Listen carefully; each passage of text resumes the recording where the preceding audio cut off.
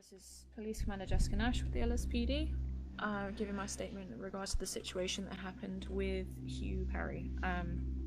I started patrol that day with Deputy Chief Jackson Nash. We received a 911 call from a civilian from inside the City Hall that stated that they had been tased for no reason. We arrived to find a half-naked male in the lobby of City Hall, stating that a government official had tased them for no reason. I asked for a description of the individual, and they described a man wearing a leather jacket, a desert scarf type scarf, and distinctive tattoos, short brown, black hair. I know what Hugh Perry looks like, and he's someone I would generally be able to recognise, so it sounded like him, but I didn't say anything at the moment. I asked GSB Alfie Watch if Hugh was on shift, and he said that he wasn't, but he was on the top of the stairs, the balcony. I went to go speak to him and ask him if he knew what the civilian was talking about. He said he had no idea, and that the guy was just causing a disturbance and just being... I'm trying to find, words that aren't swear words. Just unruly, breaching the peace.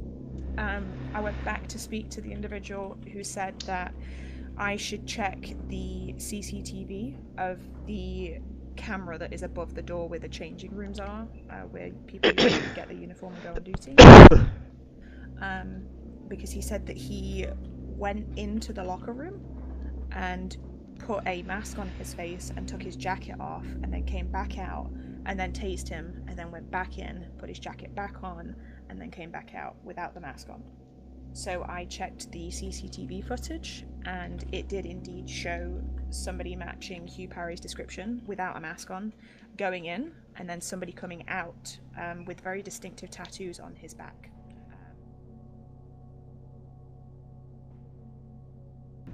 And a mask on his face. And he did indeed tase the subject, run back to the locker room door, go in, and then Hugh Perry came out again without any mask on. So I went and spoke to Hugh Perry again, and I said to him, look, it's not going to look good if you lie about the situation. It's better if you're just honest, because it's going to come back on you. I'm not in a position, due to professional courtesy, to place charges on you. It's probably more misconduct, unless they decide they want to do something with it.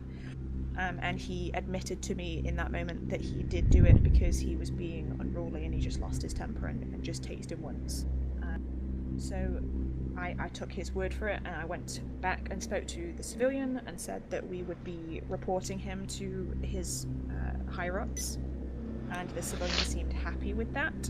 So I left, wrote an email to Emily Whitehorse with a statement of what had happened, and then forward that to Attorney General Terrence.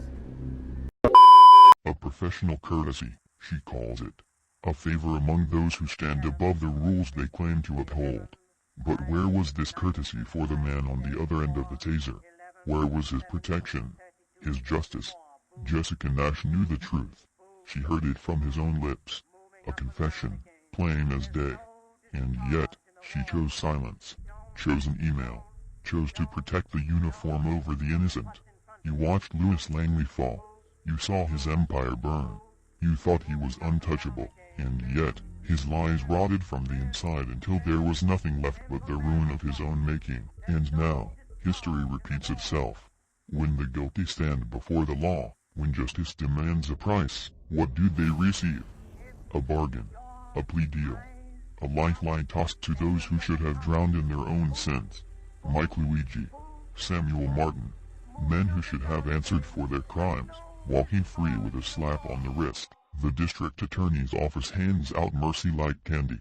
Deals for the corrupt. Deals for the guilty. Deals for those with the right connections. A broken system, protecting its own. But you already know that, because Jessica Nash knows it too. Jessica Nash, Mike Luigi, Samuel Martin, the Los Santos Police Department. Your foundation is just as weak, and we are watching. Carrie Chappell was kidnapped multiple times, only to be returned to the same place in which she was taken. Kidnapped. And for what? For power? For control? To project fear, you act as though your hands are clean, but they are stained with the same corruption that brought Langley to his knees. You have already failed in your duty once. The next failure will not go unpunished. Something is coming. A reckoning. A revelation. A truth you cannot ignore. Prepare yourself. We know where you live. We know where you work. Langley thought he was untouchable. He thought he could stack his sins on top of one another and never watch them fall. Look where he is now. Nash, Luigi, Martin, the entire Los Santos Police Department. You stand at the edge of the same abyss. You have seen what happens when the light turns against you. You have seen what happens when the truth cannot be buried. The district attorney may offer deals. We do not. There is only one deal for men and women like you. The dirt that will be thrown on top of your coffins. We are the shadows. We are always watching.